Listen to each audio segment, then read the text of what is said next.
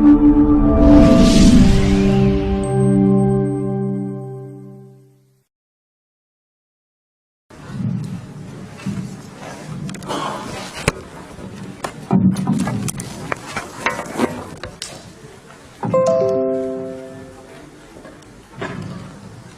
morning,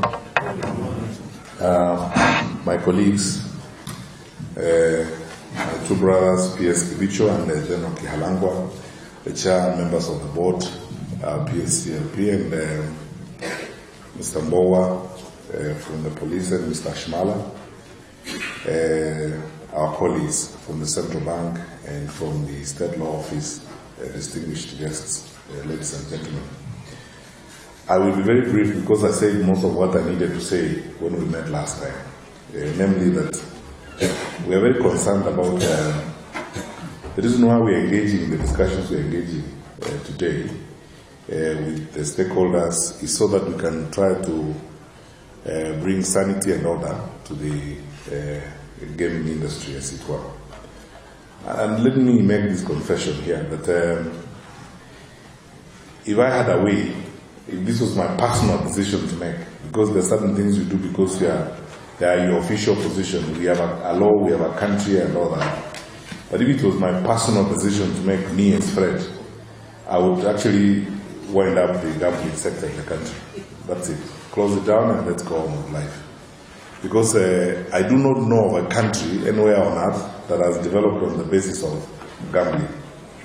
I gave you the statistics last time as they are. They haven't changed. They still remain as worrisome as they were at that time. And this is interesting. And you know, much as we say whatever we would like to say, it's instructive that now, looking at the statistics much more closely, in the last 5 years alone, the annual turnover of the gaming industry in Kenya has risen from a mere 2 billion in the last 5 years to 200 billion. That tells you that more of our people are going into that arrangement. We must organize it, we must bring order to it, and we must be mindful of the responsibility we have. The government has a duty of care. God has given us a country and given us children, and we have to raise our children in a sensible manner, our young people, and support them in a sensible manner.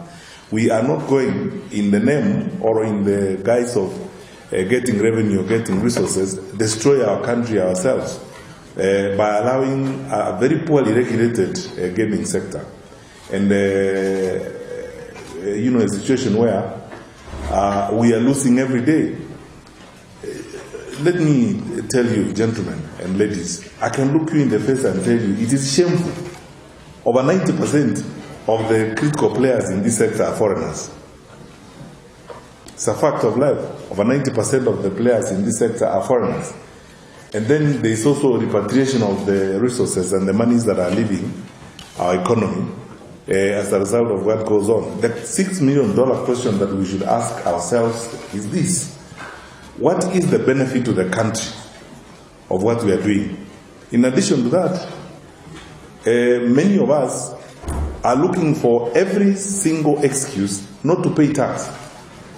So, from the records we have from Kenya Revenue Authority, this sector owes Kenya Revenue Authority upwards of 26 billion shillings.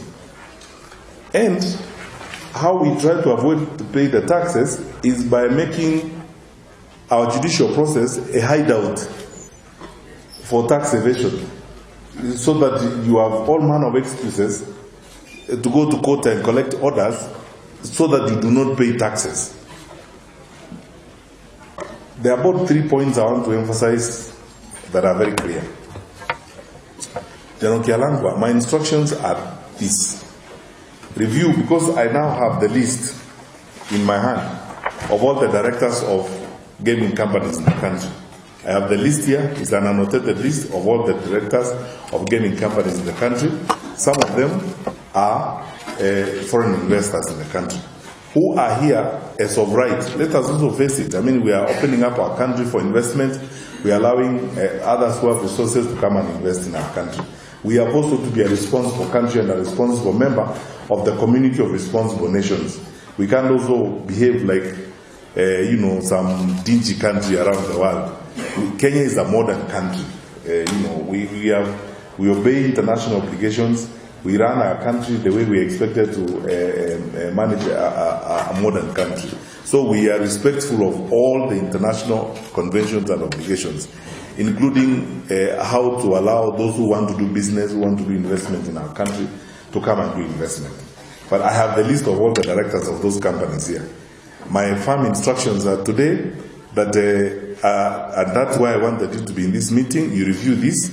Anyone here who is not in Kenya genuinely, or who applied for something else and they ended up in the gaming sector and the gambling sector, I am ready to sign the deportation order today.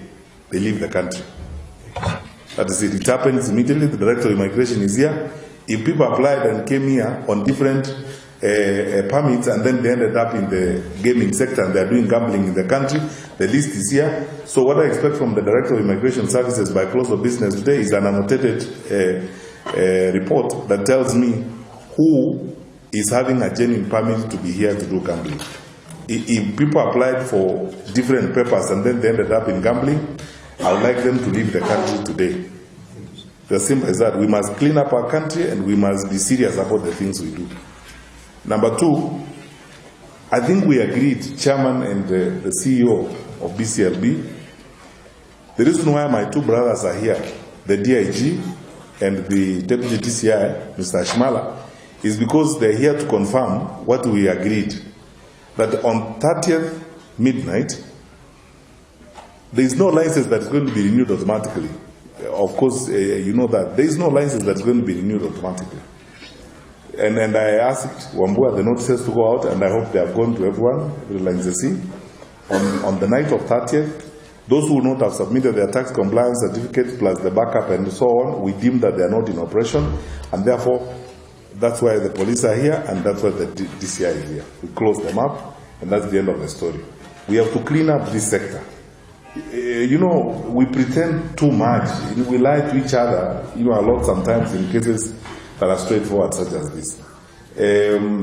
Let's do the right business. But having said that, I would like all of you investors in this sector to know this. The business of government is to support business. This government is committed to supporting business and supporting investment. But I must qualify that. It's committed to supporting clean business and clean investment. We all must obey the law, and we all must live by the law. There are no two ways about this. So the era of cutting corners, is gone.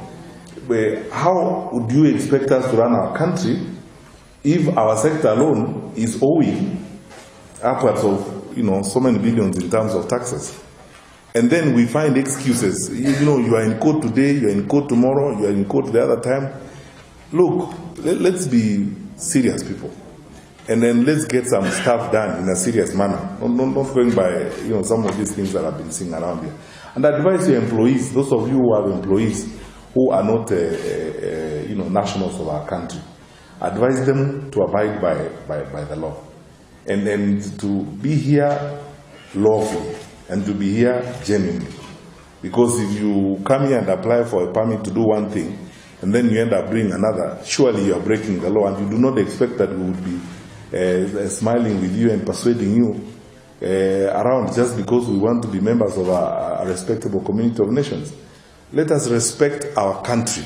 That is the message I'm passing to all of us. We must respect our country and manage ourselves in a responsible manner. So from this day forward, we now must walk the path of order and the path of organization. Lastly, I promise that we also have to listen to each other, because the era of thinking that government knows everything is gone. We have to be humble enough to say that we actually don't know everything. And even if we want to grow the sector, we have to listen to others and listen to those of you, our colleagues who have invested in the sector, who are in the sector. It's not as if you are here illegally. You are here legitimately. You pay taxes. You have gotten, licenses. this sector employs about 5,000 Kenyans. We appreciate that. And many of those Kenyans pay taxes. That is true. And so you are corporate citizens of our country. So much as we have challenges, we can also not turn around and behave in a rogue manner as a government. We have to listen to each other and talk to one another. And that is why I would like to urge that today we have a very deep and candid discussion one with another. We have proposed amendments to regulations and so on. We would like to hear what you think. Where proposals are brought to us that are reasonable, we will not only listen to them, but we will accommodate them in the way in which we move forward. Where proposals we feel are not in the best interest of our country, then we will honestly tell you that we will not go by them, as it were. So let's listen to one another today. We are happy to get your comments. I have to report to this audience that I met with the Media Owners Association, with my colleague, the PS, and they made what I thought were fairly reasonable proposals to us about distinctions we need to do and how we need to structure the business and the regulations, as it were, so that we can look at price promotions, gaming, and so on, and segment them. The ASIC issues related to watershed hours and so on. I would like us to debate them, but we too will consult within government. So we come here also with the attitude of listening to one another, not entirely condemning the sector, as it were. We would like to listen to you, and let's candidly talk to each other respectively, because we respect you as investors in our country, and even if there are one or two of you who break the law, it's not all of you. Those who genuinely are interested in investment and those who are genuinely making a contribution to our economy and to our country, you deserve and should get our commitment, our support, and we should work with you, and we are going to do that. But you also need to understand, even as we do that, that we have a country to protect, and we have a country to develop. And our country cannot be, some strange marketplace where you operate without rules, where you do what you please, where you are willing to make money, go and pay for football clubs in Europe, but you don't have money to pay taxes in Kenya. And when people ask you to pay taxes, you rush to court, you get an order. You say, argue about how you think you have been treated unfairly and so on and so forth. So it becomes an endless cat and mouse. For us, I need to tell you that cat and mouse game is not going to happen again. It's over. And my colleagues from the security agencies are sufficiently briefed. And from 1st of July, we expect that we would have genuine licenses in the sector. And all structures of government will be involved in this process. We will not do this alone. I would like to consult my colleagues at the NSAC. I would like to consult my colleagues in other structures of government before we finally do what we have to do. We have to do clean stuff. The business of what we have been doing, we will not go on with it anymore, where, as I told you, look at what the figures show, as it were. We have to be mindful of our society also. I don't think any one of us is happy about some of these statistics, and we can't pretend about it. The repercussions of what we are doing are such that we cannot live with them in this manner. So we have to go about this. And for those of you, and you don't have to wait. You see, if you are here, you applied for a work permit to do something else, and you are now in this list, you don't have to wait for the deportation order. You can actually talk to General Kialangwa here. He facilitates you otherwise. But otherwise, you know very well, I have no problem signing Muteshi. I would like to sign all those deportation orders today, so that those who are affected leave the country tonight. Thank you.